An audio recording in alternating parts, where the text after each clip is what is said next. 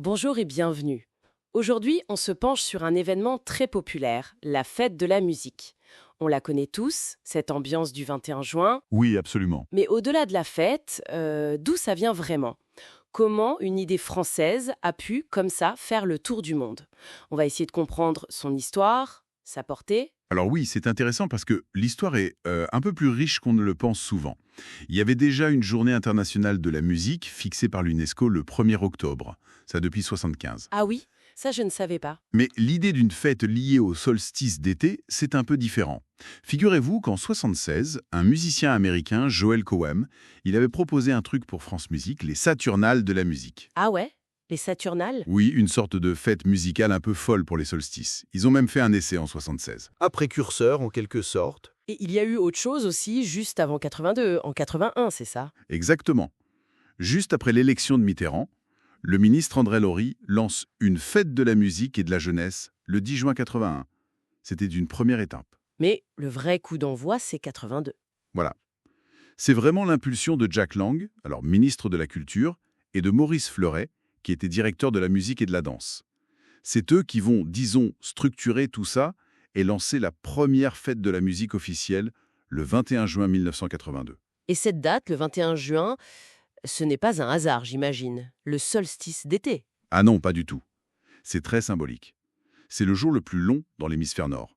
Ça renoue avec des fêtes très anciennes, les fêtes païennes, la célébration de la nature, de la lumière. Pensez au feu de la Saint-Jean, par exemple. Un peu comme les nuits blanches dans les pays nordiques. Exactement. Une célébration de la lumière, à l'inverse de notre nuit blanche à nous, en France, qui est plutôt en octobre, quand les nuits rallongent. Et le cœur de l'événement, c'est ce slogan, si simple et efficace, fête de la musique. Oui, un slogan génial. Il dit tout. D'un côté, c'est un appel. Allez-y, musiciens amateurs, sortez dans la rue, jouez, partagez votre musique, bénévolement, c'est important. Mhm. Et de l'autre côté, c'est offrir à tout le monde, à tous les publics, l'accès gratuit à plein de concerts, plein de styles différents. Du classique, du jazz, du rock, des musiques du monde, du tradi. C'est ça qui crée cette ambiance si particulière, non? Des concerts partout, des groupes qui s'installent au coin d'une rue, les cafés ouverts. C'est ça. L'idée, c'est d'envahir l'espace public avec la musique. Et ça a pris tout de suite. Le succès a été fulgurant. Pas seulement en France, d'ailleurs. Ah oui, ça a exporté vite. Très vite. Dès 1985, on retrouve le concept en Europe. Athènes, la Belgique, et puis ça n'a pas arrêté. En 2014, on parlait de plus de 120 pays, 340 villes. C'est énorme. Incroyable.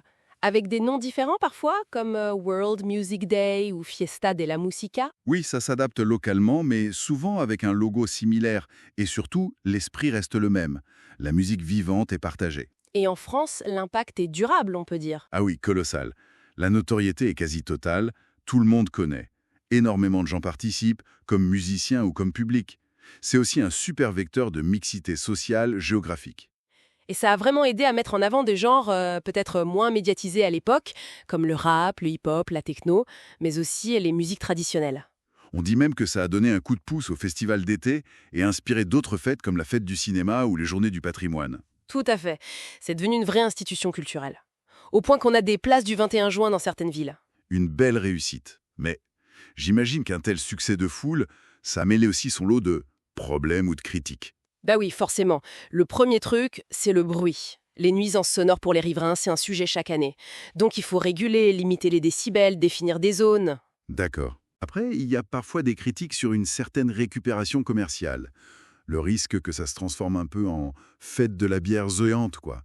Avec la vente d'alcool, de nourriture dans la rue, ça pose des questions de sécurité, de santé publique, d'hygiène.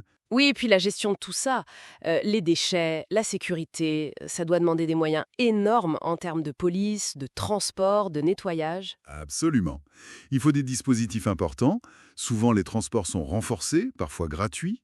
Et il y a toute la question de la prévention, notamment l'alcool au volant. Et la date fixe, le 21 juin, ça pose pas de problème quand ça tombe en pleine semaine pour les gens qui travaillent le lendemain? Si c'est une critique qui revient, c'est vrai que faire la fête un mardi soir, c'est pas idéal pour tout le monde.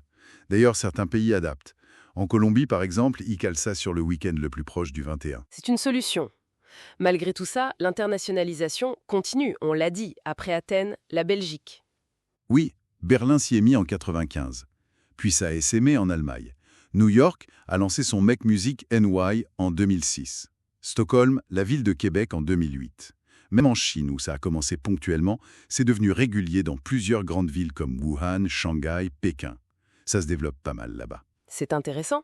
Et il faut souligner le rôle des institutions françaises, le ministère des Affaires étrangères, les alliances françaises, tout le réseau culturel français à l'étranger qui a beaucoup aidé à promouvoir et à organiser la fête dans tous ces pays. Donc, pour résumer, on est parti d'une idée ministérielle, bien française, et on arrive à un événement culturel mondial qui a réussi, malgré les difficultés, à garder son esprit d'origine. C'est ça, cet esprit de la musique vivante, gratuite, accessible, jouée par tout le monde et pour tout le monde, dans la rue. C'est ça le cœur de la fête de la musique. Et ça nous amène peut-être à une dernière petite réflexion. Oui. Aujourd'hui, dans notre monde de plus en plus numérique, où on interagit peut-être moins spontanément dans l'espace public, quel rôle joue encore une fête comme celle-là? Comment est-ce qu'elle continue de modeler notre rapport à la musique et à la rue ensemble? Excellente question. Ça laisse à réfléchir sur la place du collectif et du spontané aujourd'hui.